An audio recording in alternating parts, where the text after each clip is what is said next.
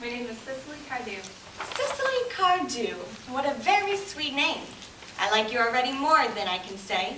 I can tell we're going to be great friends, and my first impressions of people are invariably right. Oh, nice of you to like me so much after we have known each other such a comparatively short time. Pray, sit down. I may call you Cicely, may I not? With pleasure. And you will call me Gwendolyn, won't you? If you wish. Then that's settled, isn't it? I hope so.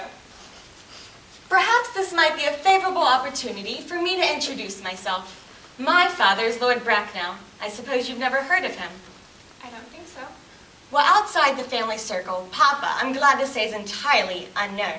And that's quite as it should be. The home seems to be the proper sphere for man. Certainly once the man begins to neglect his domestic duties, he becomes painfully effeminate, does he not? And I don't like that. It makes men also very attractive. Now, Cicely, Mama, whose views on education are remarkably strict, has brought me up to be extremely short-sighted, so I hope you don't mind me looking at you through my glasses. Oh, not at all, Gwendolyn. I am very fond of being looked at. Now, you are here on a short visit, I suppose? Oh, no. I live here. Really? Well, your mother, some female relative of advanced years, resides here also. Oh, no. I have no mother, nor, in fact, any relations. Indeed. Yes, my dear guardian, along with the assistance of Miss Prism, has the arduous task of looking after me. Your guardian? Yes, I'm Mr. Worthing's ward. Ernest never mentioned to me that he had a ward. How secretive of him. He grows more interesting hourly. I don't know, however, that the news inspires me with feelings of unmixed delight. Cicely, I've liked you ever since I met you, but I am bound to state that now that I know you are Mr. Worthing's ward, I can't help expressing a wish that you were, well, a little bit older than you seem to be, and not quite so very alluring in appearance, and if I may speak candidly. I do. I think whenever one has got something unpleasant to say, one always ought to be quite candid. Well, to speak with perfect candor, Cicely, I wish that you were fully 42, and more than usually plain for your age. Ernest has a strong, upright nature. He is the very soul of truth and honor. Disloyalty would be impossible to him as deception. But even men of the noblest possible moral character are susceptible to the influence of the physical charms of others.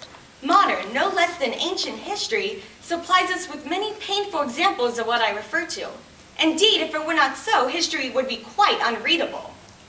I beg your pardon, Gwendolyn, but did you say Ernest? Yes. Oh, it is not Mr. Ernest Worthing who is my guardian. It is his brother, his elder brother. Well, Ernest never mentioned to me that he had a brother. I'm sorry to say they have not been on good terms for quite a long time. Ah, well, that accounts for it.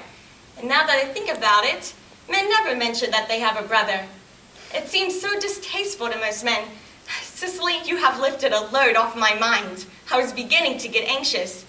It would have been terrible if any cloud would come between our friendship, would it not? Now, you are quite sure that it's not Mr. Ernest Worthing who is your guardian. Quite sure. In fact, I'm to be his. I beg your pardon? Dearest Gwendolyn, there is no reason I should make a secret of it to you. Our little country newspaper is sure to chronicle the fact in next week's issue.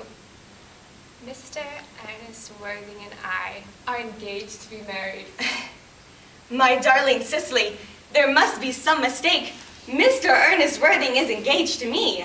The announcement will appear in the Morning Post Saturday at the latest.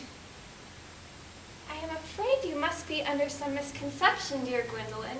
You see, Ernest proposed to me exactly 10 minutes ago. It is very curious. However, he asked me to be his wife yesterday afternoon at 5:30. If you care to verify the incident, pray do so. I never travel without my diary. One should always have something sensational to read. I'm sorry, dear Cicely, if it's any disappointment to you, but I believe I have the prior claim. And it would cause me great distress, dear Gwendolyn, if it caused you any physical or mental anguish, but I feel bound to point out that since Ernest proposed to you, he has clearly changed his mind. If the poor fella has been entrapped in any foolish promise, I shall consider it my duty to rescue him at once and with a firm hand. Whatever entanglement my dear boy has got himself into, I shall never reproach him with it after we are married. Do you allude to me, Miss Cardew, as an entanglement? You are presumptuous. On an occasion such as this, I shall consider it more than a moral duty to speak one's mind. It becomes a pleasure. Are you suggesting I entrapped Ernest into an engagement? How dare you? This is no time to be wearing a shallow mask of manners. When I see a spade, I call it a spade.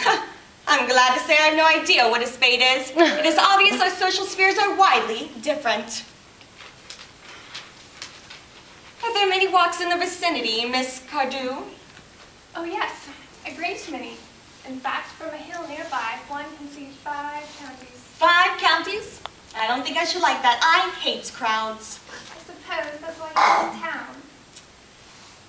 Quite a well-kept garden, Miss Cardew. So glad you like it, Miss Fairfax. I never knew there were so many flowers in the country.